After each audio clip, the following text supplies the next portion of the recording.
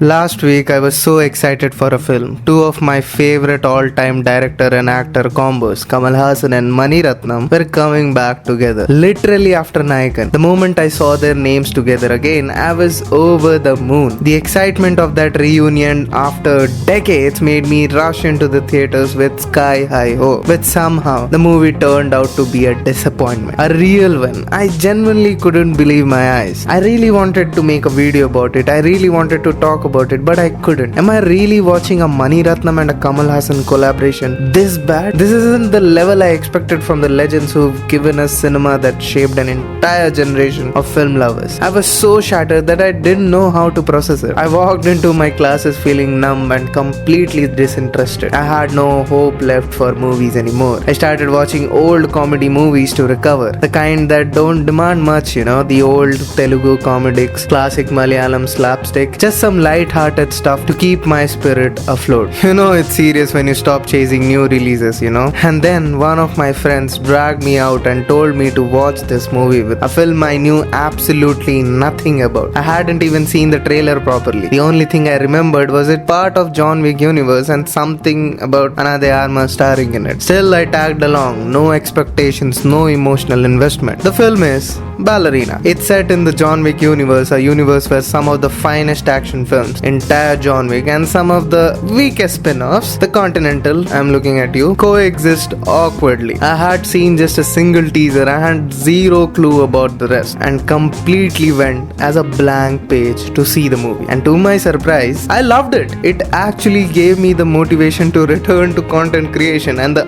passion to talk about and review movies. The film truly impressed me that much. But did it? It had some problems. We'll talk about it. So what's the film about? Ana de Armas plays a fierce female assassin, the kind of trained killer who doesn't flinch in the face of death but also protects people. These people are called Ballerina. Her character loses her father to a mysterious organization who are also like kind of John Wick people. This organization operates more than twisted violent family. Once you're in for life. After his death, she's taken in by a group of ballerinas who double as deadly assassins. She's raised under strict training. Years later, she returns and begins her journey for vengeance, trying to find her true identity and face her past. A familiar revenge setup, right? But the execution is what matters. I've admired Ana de Armas since 2014. She has a rare combination of poise, strength and beauty that very few actresses carry around, She's proud, grounded and genuinely captivating. And I've always felt she wasn't given the big lead breakthrough she truly deserves. Watching her in Ballerina made me feel like this might be finally the moment, hopefully. But in depth, if you talk about the goodness of the film, the action choreography has to be the number one. It's simply brilliant. One of the biggest reasons I enjoyed the film is because how clean and well planned the action sequences are. The stunts are executed with kind of precision that doesn't really too much rely on CGI, and the fights, brutal yet elegant somehow, are tailored for a female assassin, not a carbon copy for a male action star. Let me be honest, in most movies, female leads are often made to fight like they're in Rock, like they're literally the Dwayne Johnson sitting there with brute strength. But here Anna fights with speed, intelligence and craft. She uses tools, environment and surprise tactics. That's how female fighting goes through. But wokeness has made us brain so shit that we always see them in these brute strengths nowadays that feels so awkward and different and just meh, The second half of the film is especially so strong. And why is it so different from the John Wick movies is that in some John Wick movie action sequences, you're just sitting there looking at like, why is this happening? But that didn't happen here because you somehow weren't feeling any lag. You were feeling all the emotions that the character was going through. The pace picks up, the action intensifies, and there's a rhythm to the chaos, The cinematography is rich as well and very vibrant. Unlike many action films where the lighting is very dark, you can't tell who's hitting who. Here it's very clean. You can see the expressions, the hits, the aftermath, and also the CGI, if used sparingly, it's actually very effective. Now there is kind of flaws in this film as well. In the first half, there is a flaw called 1 second delay. In the first half, during the pub fight scene, there's clearly delay delay in Anna's movement. It's like the stuntman are waiting a second longer just so she can land her moves, you know. The rhythm feels slightly off, and of course, this is a common with actors who aren't professional fighters, but it's hard to ignore when the choreography slows down for the sake of catching up. Thankfully, in the second half, she picks up the momentum and fully gets into the role. From then on, it's smooth sailing, but somehow, that 1 second delay in the first half and couple of sequences, you can actually see it very glaringly. Another minor issue that I had is the